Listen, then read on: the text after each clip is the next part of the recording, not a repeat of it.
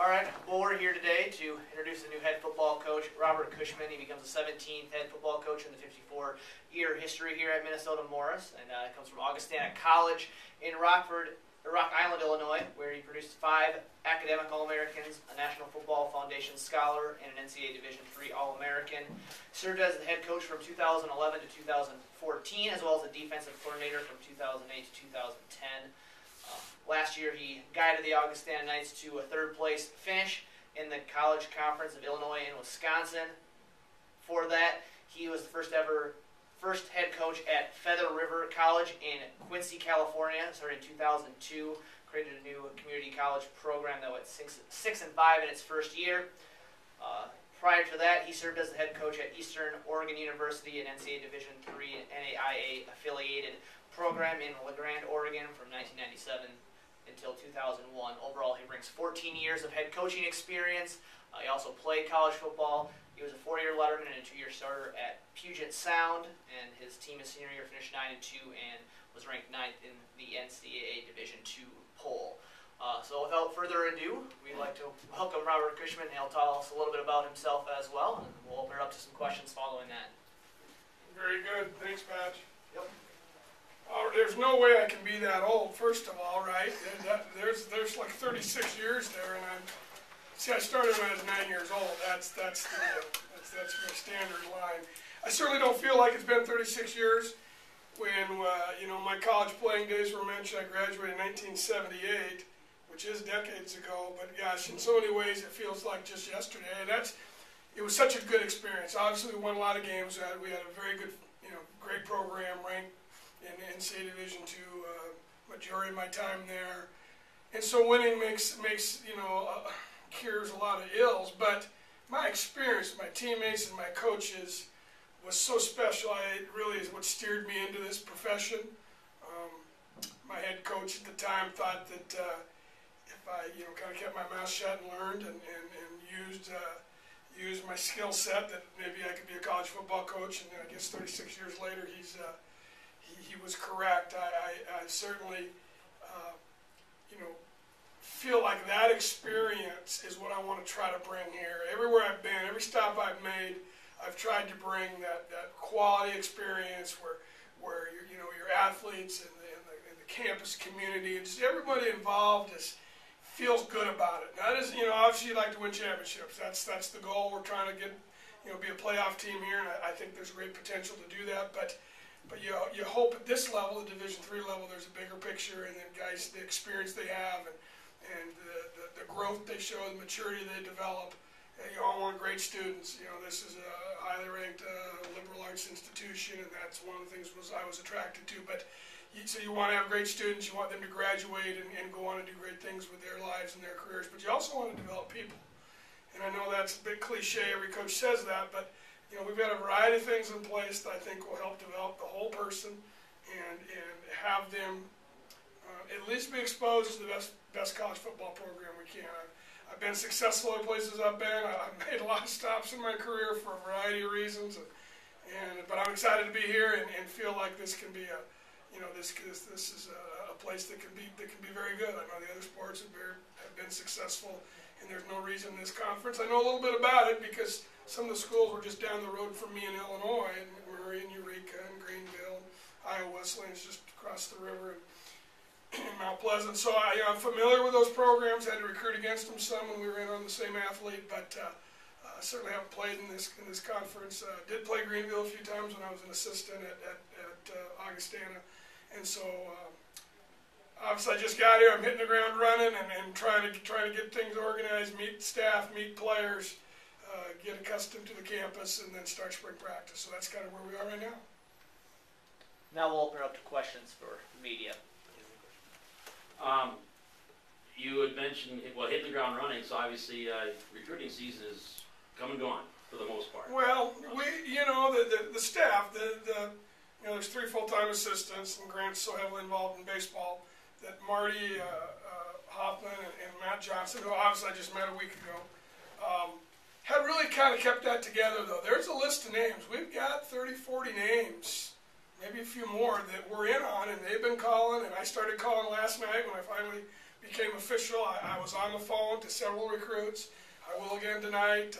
Try to hit some this weekend. Easter weekend is a little tough to get a hold of kids, but we're not finished yet. We still feel like April can be important to us, and we got to secure this class. Now, it won't be like when we have a full cycle starting in the off season. We'll start in May for next year and get through the summer and fall and really get out and get on the road and be visible, be present in as many high schools as we can regionally, and then certainly in the state, and try to have an out-of-state presence too. So there's a lot to do to put a recruiting plan in place. And certainly you're right, it's late for this cycle, but it's not over. And so until that final whistle blows, I'm gonna play every play. And so that's the same thing in recruiting. Defense is your repertoire. That is what you've been just about every stop. I think either a coordinator or something in the defensive realm. Yeah. Are you two then, when you look at with your new staff, it's like, okay, defense quitter, you're going to coordinate and I'm going to help? What's your philosophy there? Well, it's actually kind of interesting. I'm one of the few guys that probably has coordinated in college on both sides of the ball at one time or another in my career. But most of my experience, I was a defensive back, and most of my experience was on defense early in my career. But when I took over the junior college job in 2002, I became the offensive coordinator because I had a pretty good defensive guy that was on board with me and could run that. But then the difference I've had to kind of jump back into defense. I was at Augustana before I became the head coach. But the last 3 seasons, I was the offensive coordinator at Augustana. So I'm actually going to coordinate the offense and have Matt Johnson stay with the offensive line and get those big guys up front going. And Marty Hoffman's going to run our defense. But the interesting thing, he's going to run my system, which is he's learning on the fly right here. We're going to spring practice with not a lot of preparation and not a lot of time to really study and discuss. But we want to expose our guys to the system this spring, so there's some familiarity in the fall. So that's the breakdown right now. I'm going to be on the offensive side, and Marty's going to be on the defensive side, running our 3-5 flex defense, and then building. We're just talking this morning about some part-time coaches and trying to get the staff on board. I mean, I got a lot on my plate, as you can imagine, but that's the exciting too, is to build a staff and get the current staff, up to speed with what we're doing. And I believe in our systems on both sides of the ball. I've had success with them. I know they can be successful. I've had success with it, and I want to try to implement that here. And you teach what you know. That's the thing. I got to be who I am, and that's what I believe. What we're going to do is what I believe in, and I know can be successful here. You mentioned the 3 teams in Illinois, the McMurrays, the Greenvilles, and Eureka. So is that really going to help you, because you're going to know what kind of athletes they're always looking for, and that they're going to help you to put together a team that can beat these teams, to be competitive? There's no question having some familiarity, because we did bump into those guys in recruiting. Student athletes select schools for a variety of reasons. Most of them want to play at the highest level they think they can play at. So that's why if the Gophers came in on a guy, obviously, yes, Division I football. The FCS, which there isn't a lot of in Minnesota, but that's that level right below is North Dakota State, obviously, right up the road is a great example of how good that level can be. The Division II level, which is very solid with Mankato in this state and St. Cloud. So there's a lot of levels that we're fighting for with athletes, but there's a whole pool of Division III guys, and knowing that pool and knowing that, I really believe that one of the things that attracted me to this job is the cost at a private school is becoming exorbitant. It's astronomical. It's almost $50,000 a year at Augustana now. I think it's 48 and change next year. And so to convince parents and students that there's value in that, and it's a great school, but you know what? I think the education in a place like this, with its ranking and the success rate and just all the different tools they use to assess colleges, they can get a great education here. I said the same thing when I was at Eastern Oregon for 15 years. They can get a great public education for a fraction of the cost. This is a private school, nationally ranked liberal arts environment at about 60% less than a lot of the MIAC schools and the schools I was competing in, the CCIW and other Midwest Conference, and even nationwide, because we would run into schools from all over the country in the Chicagoland area recruiting. So there's different levels, there's different experiences at different schools, but knowing the landscape, knowing the Midwest now after the last 7 years I'm going to exhaust every possibility I can to try to build the best program and get, because it's players. I mean, it's players. You know, certainly I think I can make a decision on a play call and a decision in game management and those kind of things. And coaching makes a difference. I wouldn't be in this if I didn't think it makes a difference. But at the end of the day, you better have some guys. You know, there's an old saying in our business: it's not the X's and O's, it's the Johnnies and the Joes. And we got to get some of those guys. So that's the recruiting component, and that's the piece we're going to have to build on the most. Final question for me is now away from the X's and O's.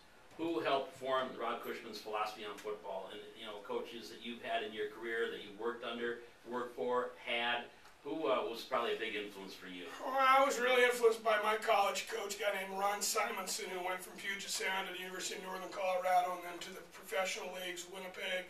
He was in the CFL with the Winnipeg Bombers. He really shaped, you know, how we practiced, our attention to detail, our preparation. His game style, he was really calm under pressure. He was really good. I haven't always been that when I was a younger coach, but now I really respect that and realize how important that is. I worked for a very good defensive coordinator that played at Oregon State and coached college football for a long time by the name of Gary Hauser, that really shaped a lot of my, you know, again, a lot of my hands-on coaching as a young coach. And then just a variety of assistants over the years. Actually, my old roommate in graduate school was Al Borges, who was at the University of Michigan, was the offensive coordinator. He's now at San Jose State. He was at UCLA, Auburn, and we share ideas all the time. He's been a Division I coordinator for almost 30 years, and just a brilliant offensive mind, so I want sharing ideas with him. And just a variety of guys over the years that I've been in touch with. My option background on offense will be a spread option team. Comes from some of the guys. Actually, they were most recently at Army. They're the military academy at West Point, and they all got let go last year. And many of them now are at Lenore Ryan University in North Carolina. Ian Shields was the offensive coordinator at Army for 5 years, and so he shaped a lot. You know, we share a lot of ideas as well, and just a variety of guys through the years that I've come in contact with and coached with. And you know, you're always working, always trying to learn things. Always, you know, it's never good enough in this business. And I'm a bit of a mad scientist. Maybe I tinker a little bit more than I should, and try to sometimes be a little bit too creative and innovative, but also teach fundamental, solid football. We're going to block and tackle. You know, we're going to block and tackle. And I believe you got to run the football and you got to stop the run. And so we're going to try to be fundamentally sound. I think in the Midwest that plays well. You know, upper Midwest that's kind of, you know, tough, hard-nosed kids that are going to play the game right. We'll get our coaches to coach it up, and we're excited to get to August and see what we can do. I know that everybody's hungry to see this thing turn around, and certainly that's my charge, and that's why I'm here. Any more questions? All right, that will do it. Thanks for joining us.